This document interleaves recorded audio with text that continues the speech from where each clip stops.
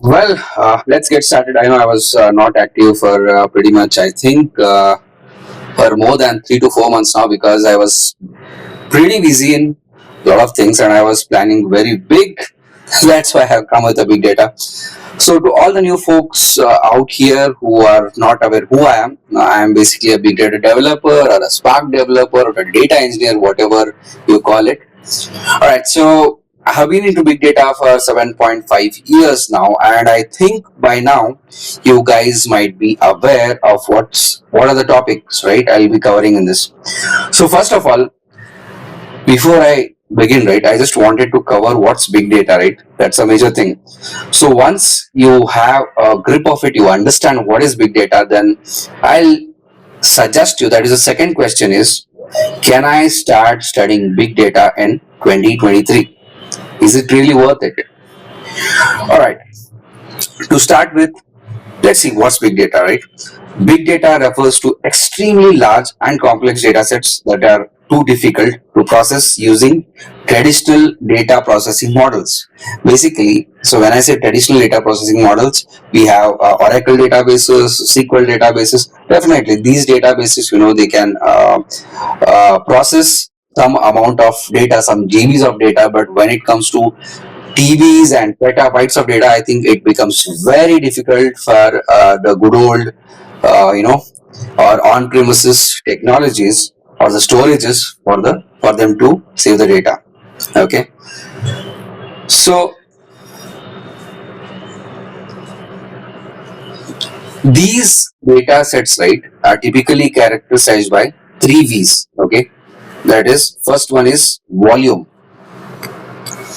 To start with, first is volume. Okay, volume is nothing but the volume of the data, the amount of data. Okay, that is, big data has a large amount of data. Coming to the second point, that is second V, is the velocity. Okay, velocity. So what is velocity? Because the data is fast, the fast data processing speed, velocity is also important. And third V is nothing but the variety. Okay, variety is nothing but the data comes in various forms and formats. Big data can include structured data such as the data stored in the databases, as well as unstructured data such as social media posts, videos, and images. Okay, and I just forgot to mention the third V, that is the variety. Okay, now I hope you guys understood that what the big data stands for. Now the thing is, how should I process this, right? So when I get the huge amount of data, I have to process it. Okay, I have to save it somewhere. Why? Because this data will be used by data scientists, data analysts to analyze further. Okay, and it's a big topic, and I hope I'll be covering it in the upcoming days. But as of now, let me just concentrate on what is big data. Okay, so big data can be generated from variety of sources, okay, including business transactions, and let me say, okay, business transactions. It might be banks, it might be a retail store, it might be anything else, right? It might be a DMart, or it might be a hotel, or anything. And next is the social media.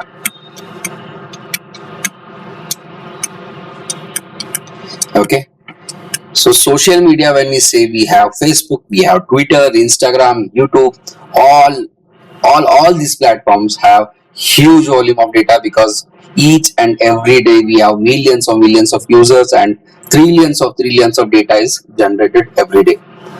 And we have the sensors data. Okay, so we have a lot of sensors, right?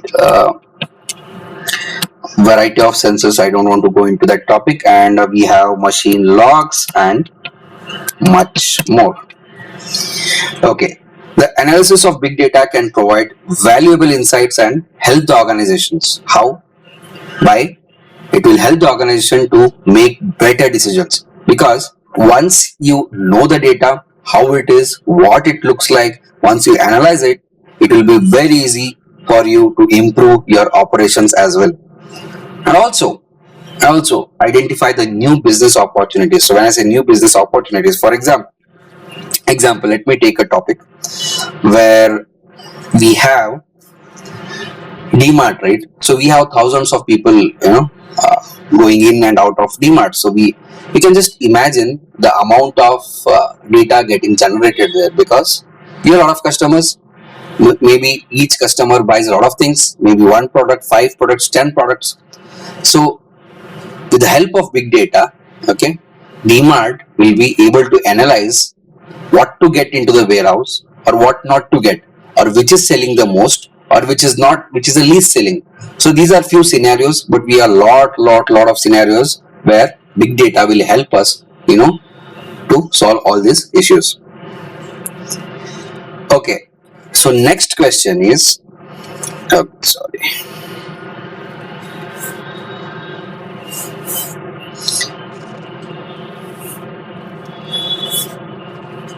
what tools do I need, right?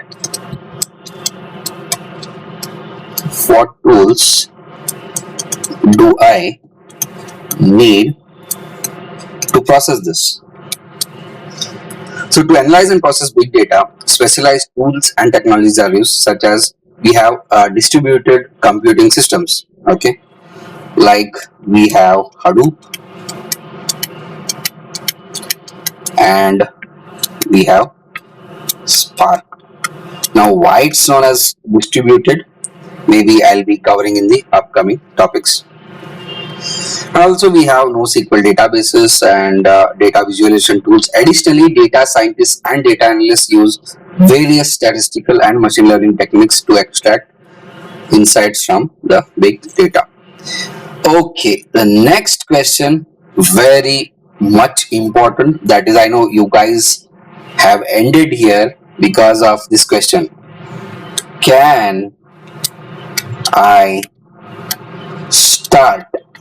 Okay, can I start studying? Can I start studying big data in 2023? Okay, what do you think? What might be the answer? Absolutely yes, because big data is rapidly growing. Okay, it's a rapidly growing field, and they will be, and there it will be, it will continue to be in high demand for professionals with skills in this area. So if you're really interested in studying big data, there are a variety of educational resources and programs available. Okay, ranging from online sources to full-time degree programs as well. Okay, so when I say online sources, we have YouTube. Okay, you have come here because you want to learn something about big data. So we have YouTube, we have Coursera, we have Udemy, and we have a lot of other things. And also we have full-time degrees, right? Nowadays, I don't know which college in India, but they have started offering big data, masters in big data or data science. Also in engineering, I don't know if we have separate branches for that. I had been to one of my relatives' house who told me that yeah, we have these specializations. I don't know which all colleges offer, but you can opt for directly. And if you are if your background is computer science, then I think even you can get into it. And yeah, so to start studying big data, right, how do you want to start it, right? So you can begin by learning programming languages such as Python, R, and SQL, okay, which are commonly used in big data analysis. And also you can familiarize yourself with big data tools. Okay, when I say big data tools, there are a lot of big data tools such as Hadoop, Spark, and we have a lot of cloud-based technologies. We have Google cloud-based technologies. We have Azure cloud-based technology, and also we have Amazon AWS. If I go into depth, and I think maybe even 500 or 1,000 videos will not suffice for that. Okay, and also we have online platforms. As I said, we can study over there. So, if you're really interested in pursuing a more formal education, there are many universities and colleges that offer undergraduate and graduate programs. Okay, in data science, analytics, and related field, and you can also consider pursuing a certification big data. There are a lot of certification. We have cloud era certifications, and we have the IBM data science professional certificate.